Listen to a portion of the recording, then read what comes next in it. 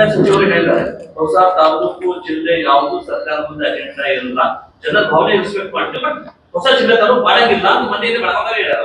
ಅಲ್ಲ, ಒಂದು ಇತ್ತೀಚೆಗೆ ತಾವೇ ವರದಿ ಮಾಡಿದಂಗ ಮುಖ್ಯಮಂತ್ರಿಗಳು ಕೂಡ ಇದಕ್ಕೆ ಪೂರಕ ಅದಾರ ಅಂತ ಹೇಳಿ ಜಿಲ್ಲಾ ಉಸ್ತುವಾರಿ ಸಚಿವರೇ ಹೇಳಿದ್ದಾರೆ. ಹೊಸ ಜಿಲ್ಲೆಗಳ ರಚನೆ ಮಾಡ್ತು ಜಿಲ್ಲಾ ಉಸ್ತುವಾರಿ ಸಚಿವರು ಇತ್ತೀಚೆಗೆ ಹೇಳಿದಾರಲ್ಲ, ಮುಖ್ಯಮಂತ್ರಿಗಳಿಗೆ ಜೊತೆ ಮಾತಾಡಿದೀವಿ, ಅದಕ್ಕೆ ಪೂರಕವಾದಂತ ಇದಿದೆ, ನಮ್ಮ ಆಡಳಿತದೊಳಗ ನಾವು ಮಾಡ್ತೀವಿ ಅಂತ ಹೇಳಿದಾರೆ. ಜಿಲ್ಲಾ ಉಸ್ತುವಾರಿ ಸಚಿವರು ಹೇಳಿದಾರಲ್ಲ, ನಮ್ಮ ಅವಧಿಯೊಳಗ ಮಾಡ್ತೀವಿ ಅಂತ ಹೇಳಿ. ನಾನೇನ್ ಹೇಳಲಿಕ್ಕೆ ಹೊರಟಿದ್ದೀನಿ ಅಂದ್ರೆ, 1973ರಿಂದ ಈ ವಿಷಯವನ್ನ ಜಿಲ್ಲೆಯ ಜನರೊಳಗ ಹುಟ್ಟು ಹಾಕಿ ಇವತ್ತಿನ ತನಕ ಮಾಡ್ಕ ಆಗ್ತಿಲ್ಲ. ಕೇವಲ ನಾನು ಕಾಂಗ್ರೆಸ್ನವರ ಮಾಡಲಿಲ್ಲ ಅಂತ ಹೇಳೋದಿಲ್ಲ, ಬೇರೆ ಬೇರೆ ಕಾರಣದಿಂದ. ಇವತ್ತಿರ್ತಕ್ಕಂಥ ಸರ್ಕಾರಕ್ಕೆ ನಂದು ಆಗ್ರಹ ಏನದಂದ್ರೆ, ನೀವು ಭಾಳ ಸಲ ವಿಷಯ ಮಾತಾಡಿದಿರಿ, ಮಾಡ್ತು ಅಂತ ಹೇಳಿದಿರಿ, ಮತ್ತು ನಿಮಗೆ ಮಾಡ್ಲಿಕ್ಕೆ ಅವಕಾಶ ಇದೆ, ಹೀಗಾಗಿ ಮಾಡಬೇಕು. ಇದು ಆಗ್ಲಿಲ್ಲ ಅಂದ್ರೆ ಈ ಸರ್ಕಾರದ ಅವಧಿಯೊಳಗೂ ಇದು ಆಗ್ಲಿಕ್ಕೆ ಸಾಧ್ಯ ಇಲ್ಲ ಅನ್ನುವಂತ ಒಂದು ಹಿನ್ನೆಲೆಯಲ್ಲಿ ನಾನು ಈ ಒತ್ತಾಯವನ್ನ ಮಾಡ್ತಾ ಇದ್ದೆ.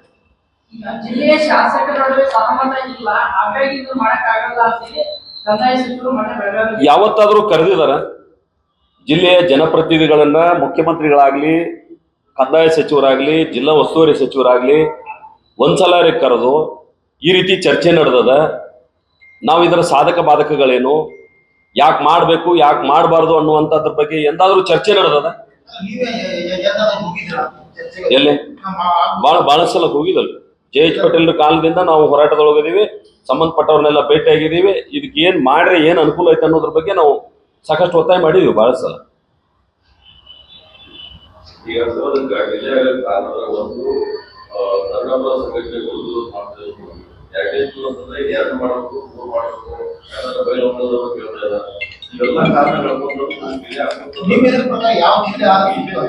ಅಲ್ಲ, ನಾನೇನ್ ಹೇಳ್ತಾ ಇದ್ದೀನಿ ಅಂದ್ರ, ಎಲ್ರೂ ಅವ್ರವ್ರ ತಾಲೂಕು ಆಗ್ಲಿ ಅಂತ ಇಚ್ಛಾ ಪಡೋದು ಏನ್ ತಪ್ಪಲ್ಲ, ಯಾರು ಕೇಳ್ತಾರ ಕೇಳಲಿ. ಆದ್ರೆ ನೀವೇನು ಸರ್ಕಾರ ಒಂದು ಆಯೋಗಗಳನ್ನ ನೇಮಕ ಮಾಡಿದ್ರಿಲ್ಲ, ಆಯೋಗಗಳು ಏನು ವರದಿ ಕೊಟ್ಟವ? ಆಯೋಗಗಳು ವರದಿ ಕೊಟ್ಟಿರುವಂತದನ್ನ ಸಾರ್ವಜನಿಕ ಚರ್ಚೆಗೆ ಬಿಡ್ರಿ. ಯಾವ ತಾಲೂಕು ಜಿಲ್ಲೆ ಆಗ್ಲಿ ಅಂತೇಳಿ ಆಯೋಗಗಳು ವರದಿ ಕೊಟ್ಟವ? ರಾಜಕೀಯ ಬಲಾಬಲದ ಮೇಲೆ ನೀವು ಮಾಡ್ತಿರೋ ಅಥವಾ ಆಡಳಿತಾತ್ಮಕ ವ್ಯವಸ್ಥೆಯನ್ನ ಸರಿದಾರಿಗೆ ತರಬೇಕನ್ನುವಂತ ನೀವು ನೇಮಕ ಮಾಡಿದಂತ ಆಯೋಗಗಳು ಕೊಟ್ಟಂತ ವರದಿ ಮೇಲೆ ಮಾಡ್ತಿರೋ? ನೀವು 4 ಜಿಲ್ಲೆ ಮಾಡ್ರಿ, 5 ಜಿಲ್ಲೆ, ನಮ್ದೇನ್ ತಕರಾರಲ್ಲ, ಯಾಕೆ ಪೆಂಡಿಂಗ್ ಇಟ್ರಿ ಅಂತ.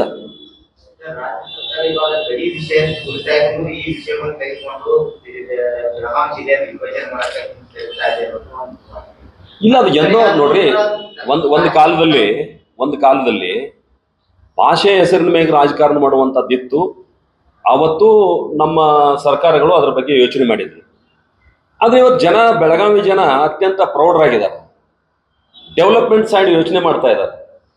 ನಾವು ಅದನ್ನ ಪದೇ ಅದನ್ನ ಹೇಳೋದ್ರ ಮೂಲಕ ಹಿಂದಿನ ಘಟನಾವಳಿಗಳನ್ನ ನಾವೇ ಎಲ್ಲಿಯೋ ಕೆದಕ್ತಾ ಇದೀವಿ ಅಂತ ಅನಿಸ್ತಾ ಇದೆ ನನಗೆ.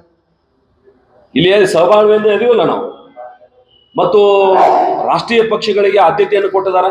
ನೀವು ಇತ್ತೀಚಿನ ಅನೇಕ ಘಟನೆಗಳನ್ನು ಗಮನಿಸಿದಾಗ, ಚುನಾವಣೆಯನ್ನು ಗಮನಿಸಿದಾಗ, ಒಂದು ಕಾಲದಲ್ಲಿ ಕೇವಲ ಮಹಾರಾಷ್ಟ್ರ ಏಕೀಕರಣ ಸಮಿತಿ 7 ವಿಧಾನಸಭಾ ಕ್ಷೇತ್ರಗಳನ್ನ ಗೆದ್ದಿದ್ರು.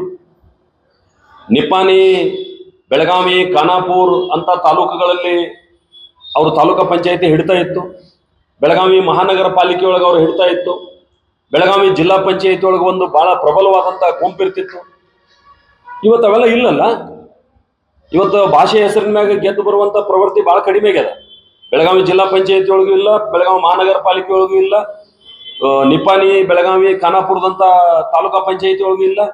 ನೀವ್ ಯಾಕೆ ಪದೇ ಅದನ್ನ ಮಾತಾಡಿ ಮತ್ತು ಅದನ್ನ ಮಾನಸಿಕವಾಗಿ ಘಾಸಿಗೊಳಿಸ್ತಕ್ಕಂಥ ಕೆಲಸ ಮಾಡ್ತೀರಿ? ದಯವಿಟ್ಟು ಇದರ ನೆವ ಹೇಳ್ಕೊಂಡು ಮುಂದೆ ಹಾಕುವಂತ ಕೆಲಸ ಮಾಡಬಾರ್ದು. ಜಿಲ್ಲೆಯ ಅಭಿವೃದ್ಧಿ ದೃಷ್ಟಿಯಿಂದ ನೀವು ನೋಡ್ರಿ, ಆಡಳಿತಾತ್ಮಕ ದೃಷ್ಟಿಯಿಂದ ನ್ಯಾಯ ಕೊಡ್ಲಿಕ್ಕೆ ಹೆಂಗ್ ಸಾಧ್ಯದ?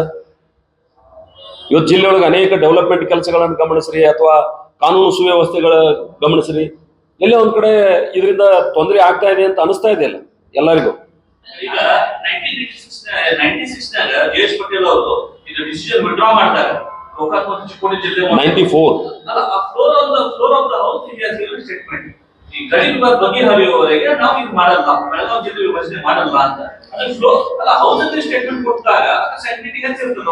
ಅಲ್ಲ, ನಾನೇನ್ ಹೇಳ್ತೀನಿ, ಇದು ಗಡಿ ವಿಷಯನ ಬೇರೆ ಅದ, ಆಡಳಿತಾತ್ಮಕ ದೃಷ್ಟಿಯಿಂದ ಜಿಲ್ಲೆಗಳ ರಚನೆ ವಿಷಯನ ಬೇರೆ ಅದ. ನೀವು ಅದಕ್ಕೆ ತಳಕ್ ಹಾಕೋದ್ರ ಮುಖಾಂತರ ನಮ್ಮ ಜಿಲ್ಲೆಯ ಅಭಿವೃದ್ಧಿಗೆ ಹಿನ್ನಡೆ ಆಗ್ತಾ ಇದೆ ಅನ್ನುವಂಥದ್ದನ್ನ ಯಾರು ಗಮನಿಸ್ತಾ ಇಲ್ಲ. ಇಷ್ಟು ದೊಡ್ಡ ಜಿಲ್ಲೆ, ಕಾನೂನು ಸುವ್ಯವಸ್ಥೆ ಕಾಪಾಡುವಂಥದ್ದು ಕೂಡ ಒಬ್ಬ ಎಸ್ ಪಿಗೆ ಸಾಧ್ಯ ಇದೇನು? ಒಬ್ಬ ಡಿ ಸಿ ಎಲ್ರಿಗೂ ಆಡಳಿತಾತ್ಮಕ ವ್ಯವಸ್ಥೆಯಿಂದ ಭೇಟಿ ಆಗ್ಲಿಕ್ಕೆ ಸಾಧ್ಯ ಇದೇನು? ಒಬ್ಬ ಜಿಲ್ಲಾ ಪಂಚಾಯತಿ ಸಿಇಒ ಎಲ್ರಿಗೂ ಲಭ್ಯ ಆಗ್ತಾರೇನು? ಈ ರೀತಿಯಾದಂಥ ಯೋಚನೆಗಳನ್ನ ನಾವು ಮಾಡಿದಾಗ ಆಡಳಿತದ ಬಿಗಿ ಎಲ್ಲೋ ಕಳ್ಕೊಳ್ತಾ ಇದೆ. ಸರ್, ಒಂದು ಕಾಮನ್ ಜನಸಾಮಾನ್ಯರು ಇರ್ತಕ್ಕಂಥ ಪ್ರಶ್ನೆ ಏನು ಅಂತಂದ್ರೆ, ಈ ಪ್ರಬಲ ಬಲಾಢ್ಯ ರಾಜಕಾರಣಿಗಳು ತಮ್ಮ ಹಿಡಿತ ತಪ್ಪತ್ತೆ ಜಿಲ್ಲೆ ಮೇಲೆ ಅವರು ಇದನ್ನ ಹಿಂದಕ್ಕೆ ಹಾಕ್ತಾ ಇದ್ದಾರೆ. ಒಂದು ಎರಡನೇದು ಏನಂತಂದ್ರೆ, ಇದು ಆಗ್ಬಾರ್ದು ಅಂತ ಹೇಳಿ ಕೆಲವು ರಾಜಕೀಯ ಷಡ್ಯಂತ್ರಗಳು ತಂತ್ರಗಾರಿಕೆ ಇದರಲ್ಲಿ ಇದೆ ಅಂತ ಹೇಳಿ ಕಾಮನ್ ಜನ ಆರೋಪ ಮಾಡ್ತಾ ಇದ್ದಾರೆ. ವ್ಯಕ್ತಿಗಳ ಹಿತಾಸಕ್ತಿಯನ್ನ ಗಮನಿಸಿ ನಾವು ಜಿಲ್ಲೆಗಳ ರಚನೆ ಮಾಡ್ಲಿಕ್ಕೆ ಆಗುದಿಲ್ಲ. ಸಾರ್ವತ್ರಿಕ ಹಿತಾಸಕ್ತಿಯನ್ನ ಗಮನದಾಗಿಟ್ಕೊಂಡು ಕೆಲವು ರಾಜಕೀಯ ಶಕ್ತಿಗಳು ನಾವು ದೊಡ್ಡ ಜಿಲ್ಲೆನ ಕಂಟ್ರೋಲ್ ಆಗಿ ಇಟ್ಕೋಬೇಕಂತೇಳಿ ಅವ್ರ ಅಪೇಕ್ಷೆ ಇದ್ರೆ ನಾವು ಅದರ ವೈಯಕ್ತಿಕ ಹಿತಾಸಕ್ತಿ ಅದ. ಸರ್ಕಾರ ವೈಯಕ್ತಿಕ ಹಿತಾಸಕ್ತಿ ಗಮನ ಕೊಡಬೇಕು, ಸಾರ್ವಜನಿಕ ಸಾರ್ವತ್ರಿಕ ಹಿತಾಸಕ್ತಿ ಗಮನ ಕೊಡ್ಬೇಕು ಅನ್ನೋದ್ರ ಬಗ್ಗೆ ನಾವು ಚರ್ಚೆ ಮಾಡ್ಬೇಕಾಗ್ತದೆ. ಮುಖ್ಯಮಂತ್ರಿಗಳು ಅದ್ರ ಬಗ್ಗೆನೂ ಕೂಡ ಗಮನ ಹರಿಸ್ಬೇಕಾಗ್ತದೆ.